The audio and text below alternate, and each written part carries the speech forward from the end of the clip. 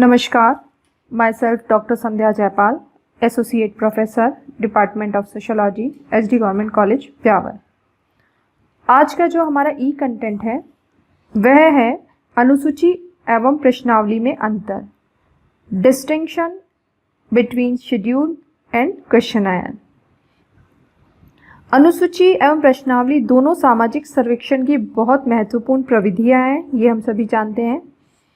और बाह्य रूप से इन दोनों में इतनी समानता पाई जाती है कि इनके बीच भेद करना बहुत कठिन है, लेकिन प्रयोग की दृष्टि से इन्हें एक दूसरे से भिन्न माना गया है। इन दोनों में अनेक ऐसी आधारभूत असमानताएं हैं या विषमताएं पाई जाती है, जिनके कारण इन्हें एक दूसरे से भिन्न प्रविधि के रूप में माना जाता है। कुछ विशेषताएं हैं जिनके बारे में, या अंतर है, मूलभूत विभिन्नताएं हैं या अंतर है जिनके बारे में हम बात करेंगे। पहला जो अंतर है वो हम कह सकते हैं कि अनुसूची प्रश्नों की एक ऐसी सूची है जिनका प्रयोग अनुसंधानकर्ता द्वारा क्षेत्र में जाकर किया जाता है, जबकि प्रश्नावली उत्तरदाताओं के पास अनुसंधानकर्ता द्वारा डाक द्वारा भेजी जाती है।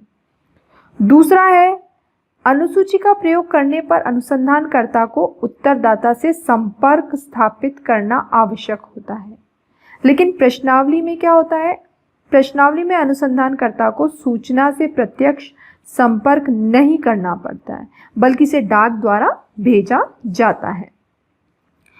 तीसरा जो विभिन्नता है वो है, अनुसूची का प्रयोग एक छोटे भौगोलिक क्षेत्र या सीमित क्षेत्र जिसे हम कहते हैं उसमें स्थानीय स्तर पर किया जाता है, जबकि वही प्रश्नावली एक विशाल और विस्तृत क्षेत्र के लिए प्रयोग में लाई जाती है, जहां इसे डाक के द्वारा भेजा जाता है। चौथी विभिन्नता है कि अनुसूची का प्रयोग करने पर साक्षात्कार विधि का प्रयोग करना आवश्यक होता है। इससे गहन सूचनाएं भी प्राप्त होती है, लेकिन प्रश्नावली में अध्ययनकर्ता और उत्तरदाता के मध्य क्या होता है, प्रत्यक्ष संपर्क नहीं होता है, जिसके फलस्वरूप साक्षात्कार विधि का प्रयोग नहीं होता है, इसे डाक द्वारा भेजा जाता है। पांचवी जो विभिन्नता है वह अनुसूची में अध्ययनकर्ता प्रश्नों के उत्तर लिखता है, खुद अध्ययन करता है, वो प्रश्नों के जो उत्तर है वो लिखता है, लेकिन प्रश्नावली में अध्ययनकर्ता सामने नहीं होता है। इसके कारण उत्तरदाता ही क्या करता है, उसमें अपने उत्तर लिखता है। छठी विभिन्नता की जब हम बात करते हैं तो हम कहते हैं अनुसूची का प्रयोग शिक्षित और अशिक्षित दोनों प्रकार के उत्तरदाताओं के लिए किया जाता है, लेकिन प्रश्नावली केवल शिक्षित व्यक्तियों पर ही प्रशासित की जा सकती है, क्योंकि इसे डाक द्वारा जो उत्तरदाता है उसको भेजा जाता है और उसे स्वयं समझ के उन उत्तर का जवाब अपने उस प्रश्नावली में लिखना होता है।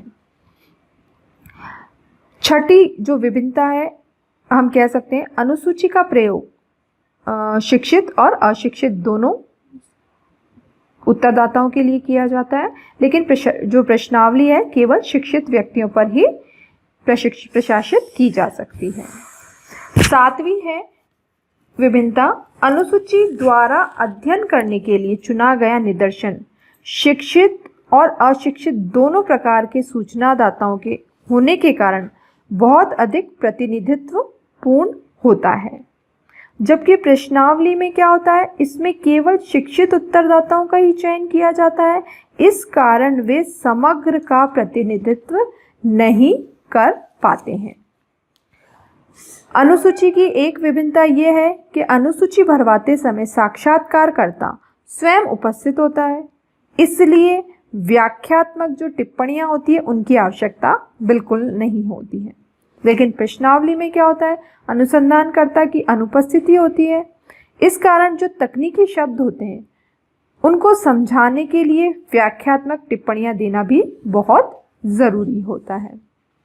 इसी तरह जो 9th इसकी विभिन्नता है वो है, अनुसूची प्रविधि के द्वारा जो अध्ययन करते हैं उनमें सबसे अधिक समय, श्रम और धन की आवश्यकता होती है, लेकिन जो प्रश्नावली प्रविधि है वो कम समय, कम श्रम और कम जो धन है उसमें ही पूर्ण की जा सकती है।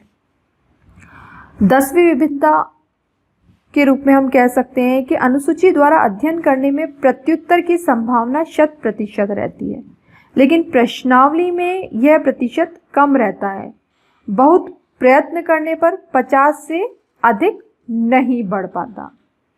11वीं जो इसकी विभिन्नता है, हम कह सकते हैं अनुसूची में अनुसंधानकर्ता सूचना लिखने में अपनी राय या मत का प्रभाव डाल सकता है, लेकिन प्रश्नावली में चूंकि ये डाक द्वारा भेजी जाती है, सूचनादाता स्वतंत्र रूप से अपने विचार व्यक्त करता है, अतः पक्षपात की जो है संभावना वो बिल्कुल नहीं होती है।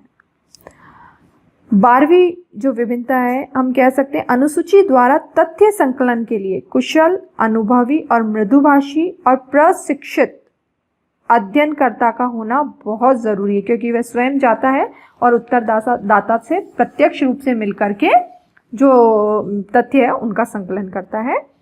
लेकिन प्रश्नावली का उपयोग सामान्य बुद्धि वाले, कम प्रशिक्षित और कम व्यवहार कुशल व्यक्ति भी कर सकते हैं।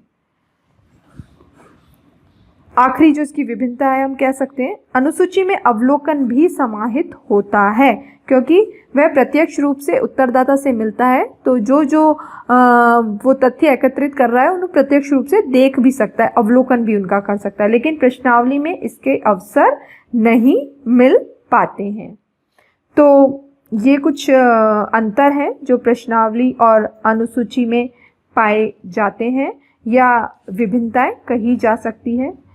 तो ये आज का हमारा ई कंटेंट था। धन्यवाद।